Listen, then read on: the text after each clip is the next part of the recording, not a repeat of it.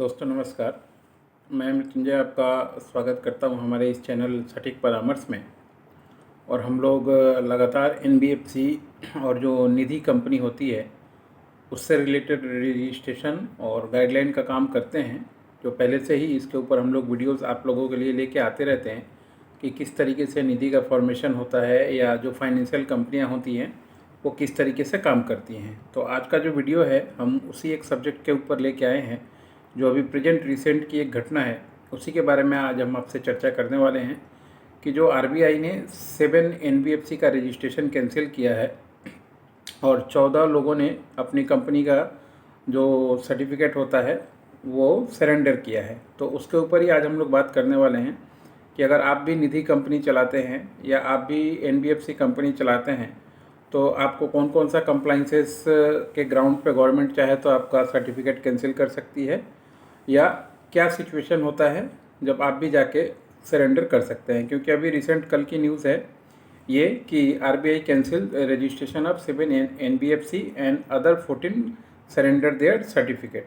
तो देखिए NBFC company या मान लीजिए निधि कंपनी, ये दोनों जो है आरबीआई का जो नोटिफिकेशन है ये इन लोगों को फॉलो करना पड़ता है।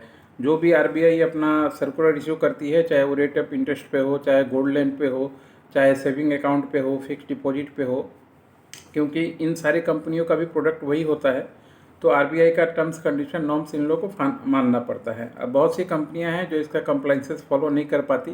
जैसे अभी कुछ दिन पहले आप लोगों ने एक केस देखा आपका मनुपुरम गोल्ड लोन का, जिसने फिक्स डिपॉजिट के नाम पे कैश डिपॉजिट लेके कैश डिपॉजिट ही लोगों को दिया, तो उसकी वजह से ईडी का छापा पड़ा क्योंकि वो रिकॉर्ड उसके उसमें मेंटेन नहीं किया उसने।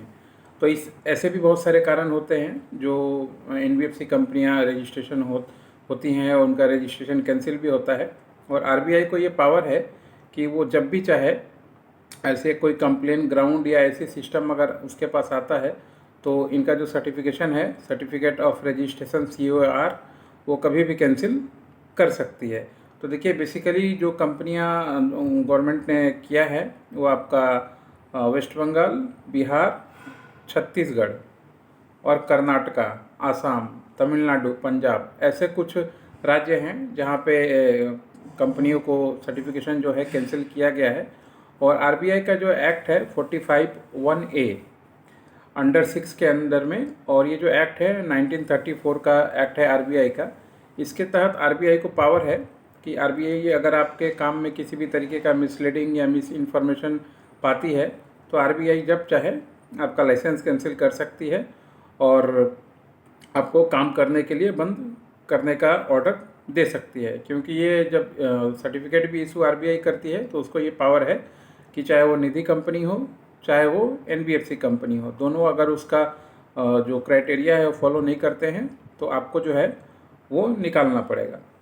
और भी कुछ कारण होते हैं, जैसे मान लीजिए जो सरेंडर करता है, सरेंडर मतलब कि मान लीजिए बिजनेस नहीं चला पाया, उसके लिए क्या सिचुएशन होता है कि मान लीजिए किसी ने अपना कंपनी डिसॉल्व कर दिया, डिजोल्यूशन कर दिया, वॉलेंट्री स्ट्राइक आ गया कंपनी के ऊपर, उसने मान लीजिए रूल रेगुलेशन अडॉप्ट नहीं किया, मर्जर कर दिया किसी और कंपनी के साथ, मान लीजिए उसने अपना टाई अप कर दिया या कंपनी को सेल आउट कर दिया। इस तरीके के भी बहुत सारे रीजन होते हैं जिसकी वजह से कंपनियां सरेंडर करती है अपना सर्टिफिकेट। मगर कैंसिलेशन ऐसी चीज़ है जो मान लीजिए आपका आरबीआई ही कैंसिल करता है। और ख़ासकर देखिएगा कैश बैलेंस बुक में जब कोई भी चीज़ आपका ठीक से मेंटेन ना हो, आईटी में ठीक से मेंटेन ना हो, तो आरबीआई जो है ये कैंसिलेशन करती है और विदाउट कोई नोटिफिकेशन भी आपको चाहे तो कैंसिल कर सकती है।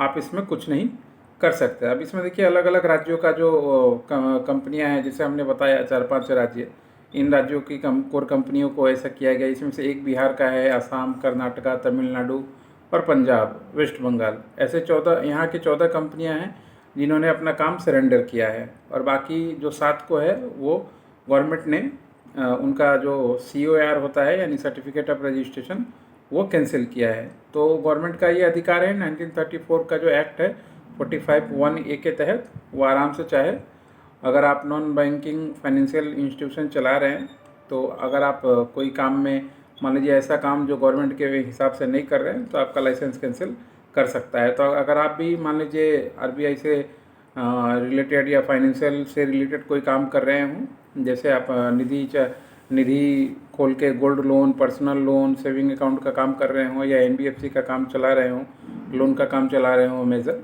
तो आपको गवर्नमेंट का जो कंप्लाइंसेस होता है उसका हमेशा ही ख्याल रखना पड़ेगा, ध्यान रखना पड़ेगा, नहीं तो कभी भी आपका लाइसेंस जो है कैंसिल हो सकता है। दोस्तों, हम लोग जो है निधि का रजिस्ट्रेशन करवाते हैं।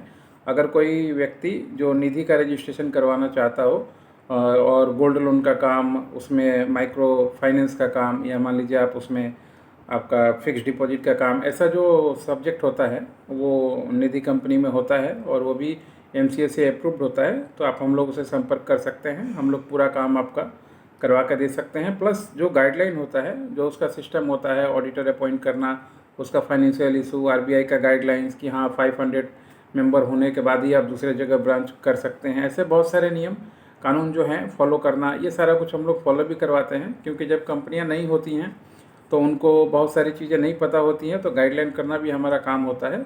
अगर आप इंडिया के किसी भी कॉर्नर से हैं और हमारे साथ जुड़ना चाहते हैं तो हमारा जो व्हाट्सअप नंबर है 9230222490, इस पर 3 तरह का सर्विस चलता है। वन टाइम इन्फॉर्मेशन सर्विस है जिसका भी फीस अलग है, 1 मंथ सर्विस है और 1 ईयर सर्विस है। आप तीनों में से कोई भी चाहे चूज़ कर सकते हैं, सबका अलग अलग क्राइटेरिया और फीस स्ट्रक्चर है, ताकि आपको हमेशा अपनी कंपनी के ऊपर या जो भी फील्ड में आप काम कर रहे हैं उस सब्जेक्ट के ऊपर जो भी अपडेट जानकारी है, रेगुलर जानकारी है या बिज़नेस चलाने का जो तरीका है, वो हमेशा आपको हम लोग डायरेक्ट देते रहें। आशा करता हूं दोस्तों आज का वीडियो जो है आपको अच्छा लगेगा, क्योंकि ये फाइनेंशियल और एनबीएफसी से रिलेटेड था और बहुत से लोग इससे जुड़े हैं, काम करते हैं। इसी तरीके से हमारे चैनल को फॉलो कीजिए। हम लोग हमेशा ही नए अपडेट सब्जेक्ट और बिजनेस के बारे में आपके लिए वीडियो बनाते रहते हैं। आज के लिए इतना ही दोस्तों, नमस्कार।